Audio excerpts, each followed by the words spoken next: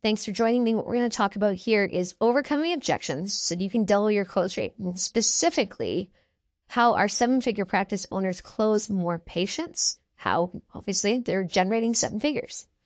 So we're going to cover, we're going to talk a little bit about understanding that new patient journey again. We almost highlight that in every one of these videos, but it's so important. We're going to talk about why objections matter to your practice, and specifically the difference between a pattern interrupt and an objection. We're going to explore best practices for handling objections inside of the practice, especially when you're presenting a case or a treatment plan. Why we want to make sure that we get a commitment at every step of this process, and ultimately how that's going to help you secure more acceptance from your patients. So our journey, we've gone all the way through this journey. We've worked exceptionally hard. We've attracted the right type of patient, engaged with them properly, started creating that therapeutic relationship. We've converted them into an appointment. They're at a consult with us right now, and the objection or the barrier now is to get them to close. We need more patients closing so that we can generate more revenue for the clinic. So why do objections matter at all? One of the things that we do in our coaching sessions and attend those Q&As, they're super important, is an objection's a barrier that has to be overcome before that patient accepts treatment. It could be financial, it could be educational, it could be that they're looking for, a different option, or that you didn't present something in the right way. It's going to be a physical or emotional impediment as well. So not just financial, but it can be with those types of things. The patient often needs to be heard and supported. So when that objection comes to you, don't sometimes just literally look at it as the literal question, but think to yourself, what's the emotion behind that question? How is this patient feeling right now? What would cause them to have this hesitation? It's essential to a therapeutic relationship. When we have that trust and we invested this time, it also gives you an opportunity to follow up with a question that's emotionally intelligent and say, hey, I hear that this is a real serious issue for you. Can you help me understand a little bit more about why that's stopping you from moving forward? And when objections are not handled well, to be honest, good luck. The patient's not likely to buy from you or proceed with treatment. And we probably shouldn't be shocked when we don't handle objection well, because what that patient is saying to us is, this is really important for me to make a decision about moving forward in my treatment. And what we said was, I'm disregarding it, or I'm not going to answer it, or I'm going to fumble it. And it really drops down that trust and that confidence that the patient has in what we're presenting being the right option for them. So a pattern interrupt, explain. This is probably one of the easiest ways to talk about it. And I've got a nice little graph that we'll link to our graphic after. But when we in our practices hear the question of, do you accept insurance? Often we literally hear it as exactly that question. But what the patient really meant to say, it's guised a little bit, because again, patients are emotional. We're all emotional. When they ask you, do you accept insurance? That literal translation, if we're listening to them on an emotional level, is, do you accept my insurance? Because I'm not interested if you're out of network. And when a patient says to us, do you accept insurance? And we think literally it's that question, you start going into if we don't address what we heard from them emotionally, we're not answering the question. We're not handling any of that pre-objection. Or when someone says to us, like, hey, what are your prices? Right? Sometimes we'll be like, well, here's the price for this, and here's the price for this, and here's the price for this. That wasn't really what they meant. What they actually meant was, I have a budget in mind for what I can afford. And instead what we want to do is hear that and build on value, right? So how I like to explain a pattern interrupt in our Q&A sessions is, it's when a patient expresses a pre-objection. It's often hidden in a conversational tone. It's often going to come at you from a transactional mindset, which is really important. And it's going to be really subtle and casual. It's not going to present itself as alarm bells and sirens and something that should be super obvious for you to be able to see. What's important, though, when you hear this type of concern is we want to build value first before we tackle the actual challenge of the question. So getting back again here, we don't really want to engage in the insurance question until we've been able to build value on the services that you provide, on the treatments, etc. So the essential steps for a successful pattern interrupt are the following. First, what we want to do is pause. We want to hear the pre-objection, acknowledge it as a barrier. And it just takes you a moment to take a deep breath, basically in front of the patient. It's perfectly fine to do that. Second, we want to pivot. We want to acknowledge with an assertive, calm, and firm tone that we heard this objection. It's often really repeating it to the patient. Third, we want to refocus them. We want to shift them to a parallel or more beneficial mindset. So if someone's in the mindset of insurance, if they're in the mindset of a price, we still need to come back and have this conversation with them, but it's far more effective for us to shift them to a more beneficial mindset. Again, how would this help you? How would this treatment or procedure or option that I can provide you help? And if we can build that value, what it does for the short term is it creates separation between that objection and the services and products that you offer at your practice. So better case acceptance outcomes, right?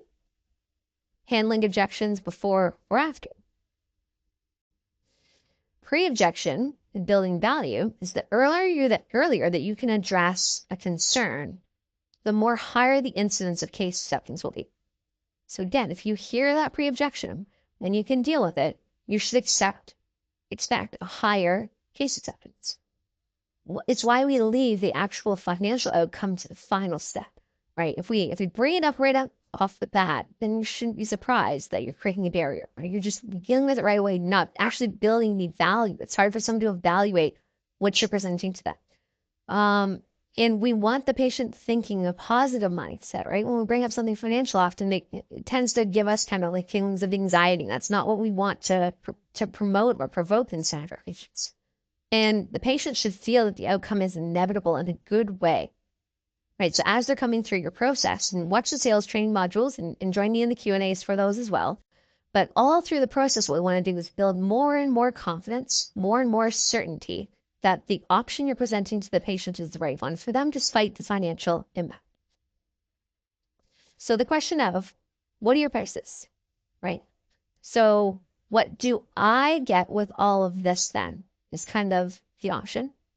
Or, so I will receive all of these benefits for that single cost and there's no additional fees after.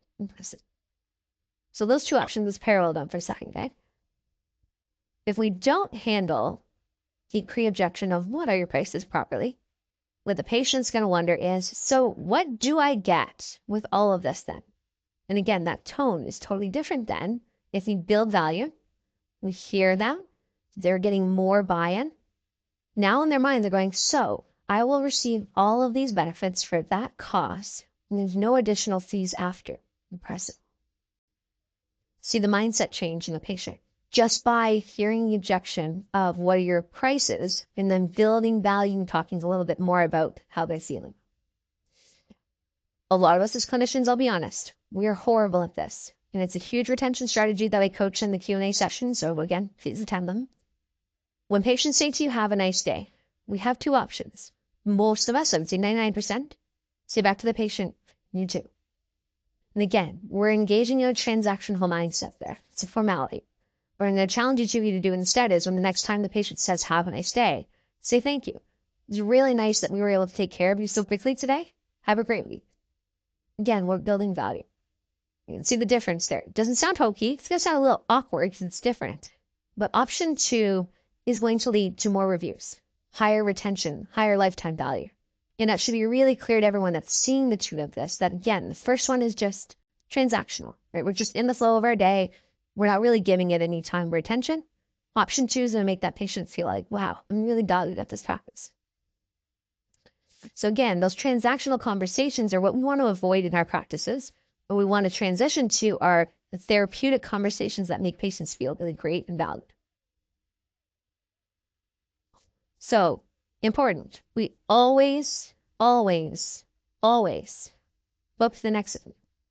If you present a case, a treatment plan, an option to a patient, it is imperative inside your practice that that patient books their next appointment.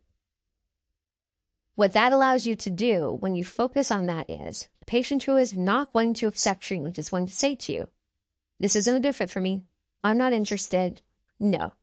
And that's a good thing in a practice because we can transition that patient out of the practice and focus on closing patients that are interested.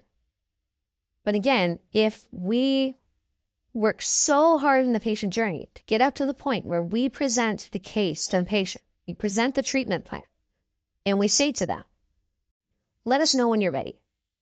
You've put all of this hard work almost to waste. Because what you're saying to the patient is, you come back to me on your time. And that's actually not the right move to make. What we want to do instead is say, especially if they're looking for, if they're uncertain, we can say to them and offer, hey, I'd like to see you in 2 weeks. I'm going to continue to investigate more options for you.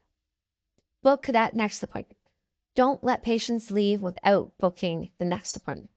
It's so vital inside of your practice. I would say most of the practices, I can find $50, $100, $250,000 in potential revenue sitting in a pool of patients that you have said to them, let us know when you're ready. And what you will find by not pressuring that patient, by again going through the sales process that's in our modules, is you're going to get in a more successful position to say to that patient, hey, I'm here. Would you like my help? Based on everything that you shared with me today, this option is perfect for you. I'd like to book you for a follow-up in 2 weeks, whether you make a decision or not. And again, that next appointment, stop chasing them. Stop wondering when are they going to call back. If you gave them this option of let us know when you're ready, you should not expect them to probably come back into your practice. Probably what they're going to do is go and either not seek that treatment or seek it from somebody else. So again, quick recap. Build value in your conversations. That is so, so important in every single interaction that you have. Listen to all these nonverbal cues that hint at an objection. We'll practice these in workshop. Embrace a higher level of emotional intelligence. Super important. Every single one of us as a clinician can strive to do that. In case acceptance rates will rise with better objection handling. Looking forward to meeting all of you in our next Q&A session.